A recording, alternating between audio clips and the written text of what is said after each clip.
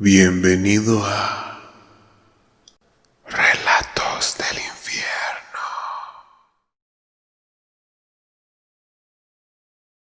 El siguiente expediente contiene el testimonio de una paciente que aparentemente sufrió de una posesión demoníaca.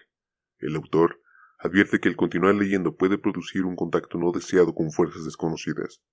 Sugiere que quienes lean este expediente reciten la oración de protección que se encuentra en la última página del expediente. Tonterías. Si no creo en Dios, mucho menos en el diablo. Exclamó Marina, estudiante del último año de psiquiatría, quien quitaba la pequeña nota escrita a mano que se encontraba pegada en la tapa del expediente que sostenía en sus manos. Dio una rápida mirada a su alrededor antes de continuar leyendo. Estaba sola. Todo a su alrededor no era más que silencio, un silencio ensordecedor, que parecía oprimir a todo aquel que se atreviera a entrar en aquel lugar. Se encontraba en el sótano del Instituto para Enfermos Mentales. Cajas llenas de expedientes con historiales clínicos de personas del manicomio. Aquí está.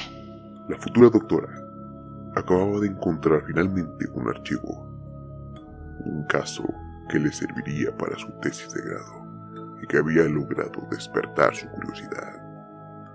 Junto al expediente había una grabadora, la misma que fue utilizada en aquella noche. A continuación, una grabación de la última entrevista realizada a la paciente por el Dr. M. Goldenbeck. Al día siguiente, la paciente se suicidó ahorcándose con las sábanas de su cama. Qué interesante. Se dijo al observar las aclaraciones escritas a mano. Y comenzó a escuchar la grabación.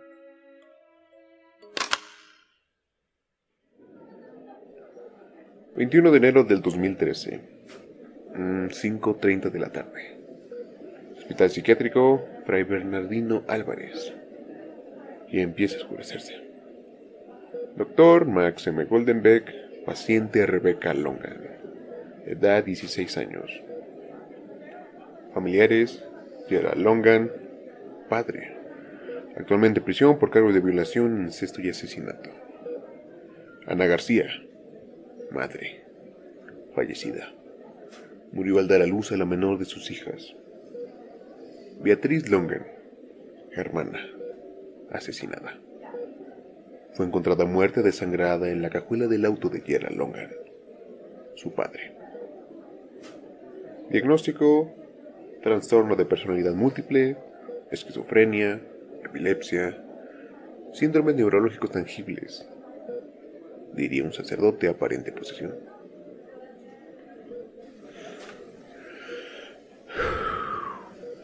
Observaciones: duerme en el suelo, come arañas, moscas, tierra y bebe su propia orina.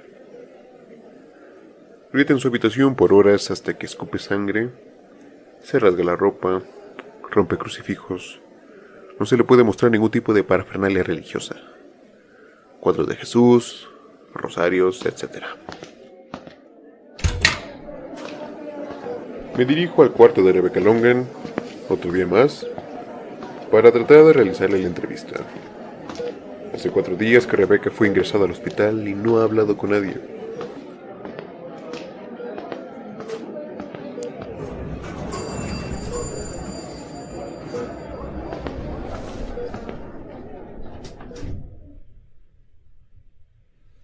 Tengo que admitir que hablar con Rebecca me da un poco de miedo. Pero bueno, son gajes del oficio.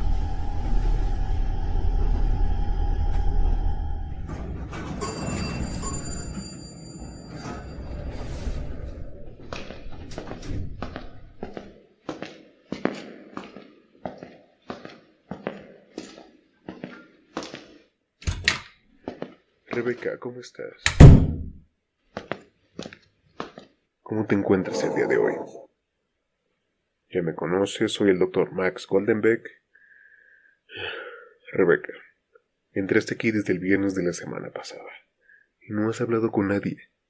Necesitamos que nos digas qué es lo que sabes para poder ayudarte.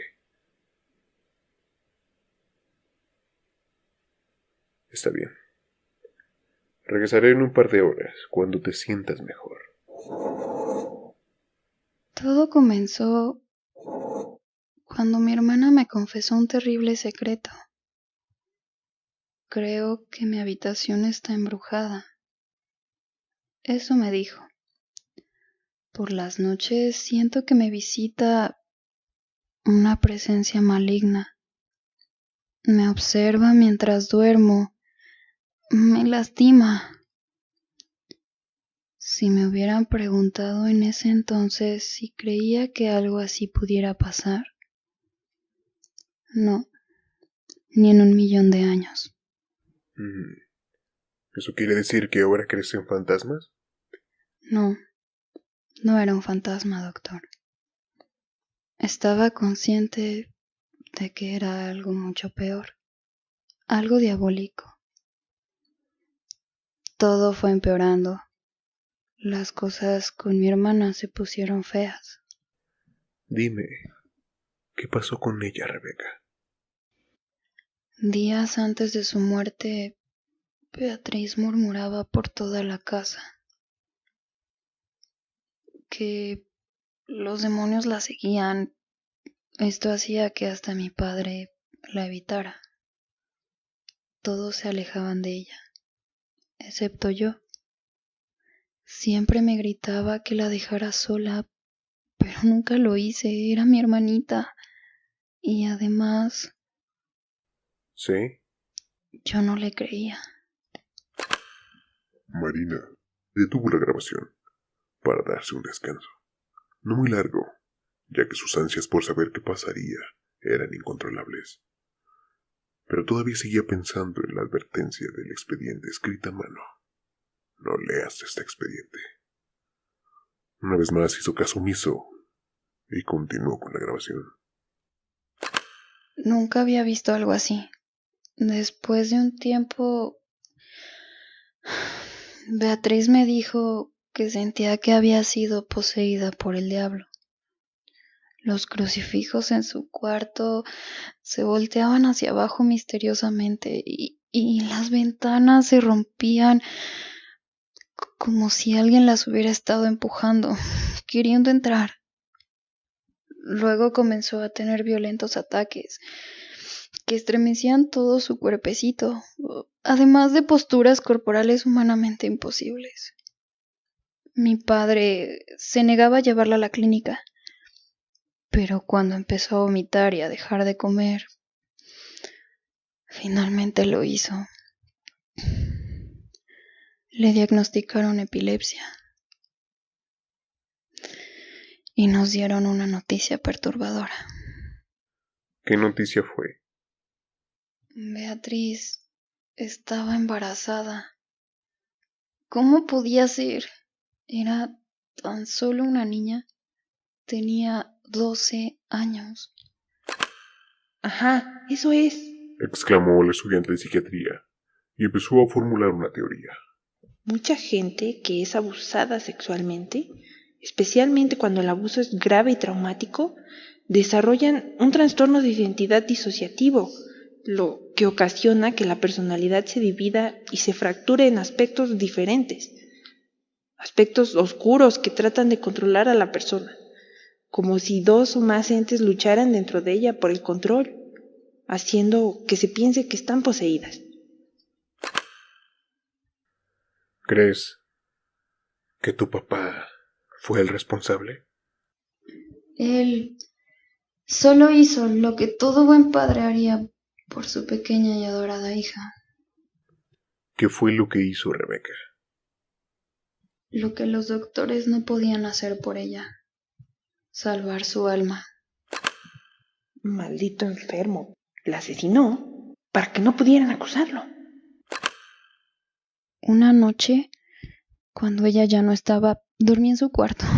Sentía una curiosidad enfermiza por experimentar por mí misma lo que mi hermanita había pasado los últimos momentos de su vida, ya que todavía me negaba a creer.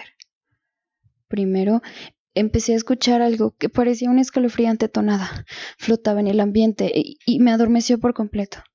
Es uno de los ruidos típicos con los que comienza un demonio, para que la víctima sepa que está allí. Seguramente algún vecino dejó el equipo encendido. La cama empezó a estremecerse. las paredes a emitir ruidos extraños, como si alguien golpeara del otro lado.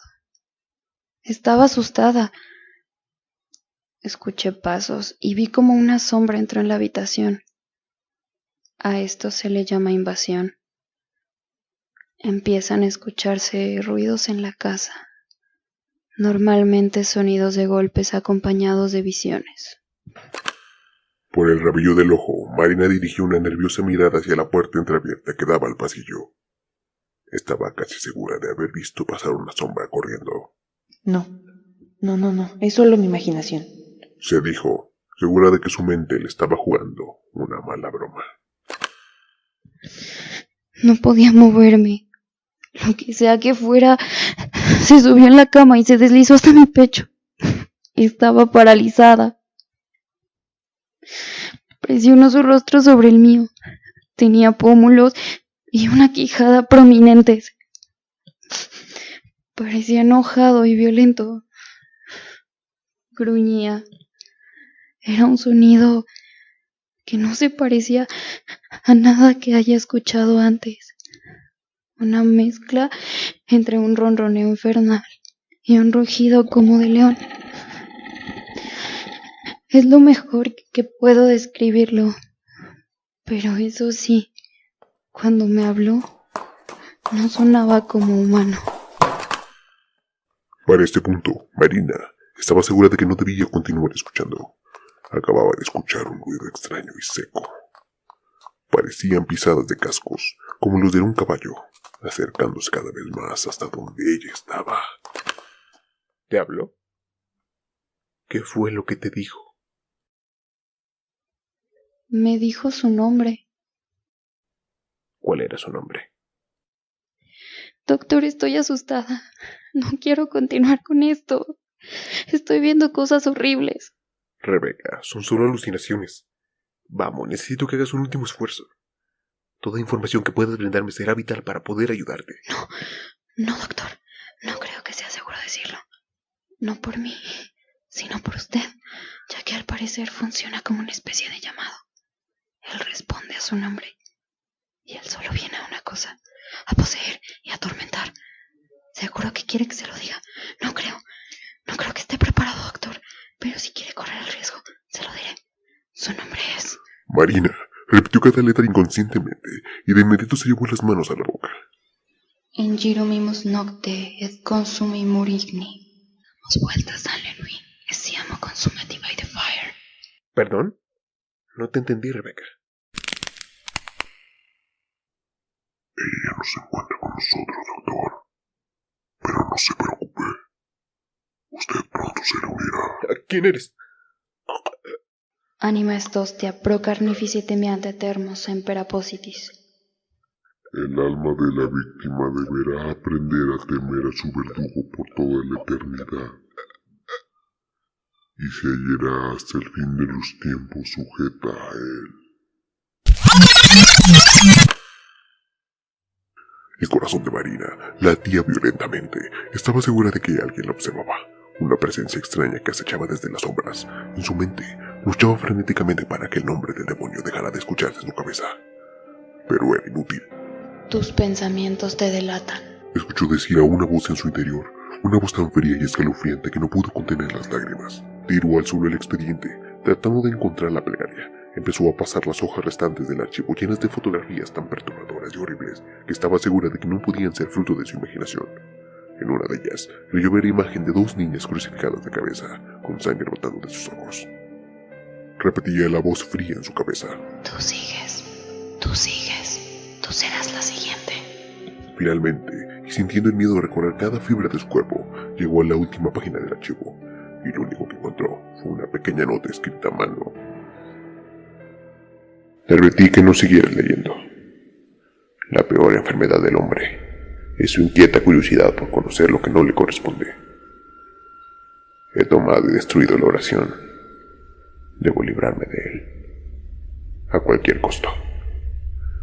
Debo de pasar esta maldición a otra persona, y la única forma de hacerlo es consiguiéndole otra alma para atormentar. Buena suerte, y que Dios nos ayude. Max M. Goldenbeck. Marina trató de gritar, pero algo no le permitía hacer ningún ruido.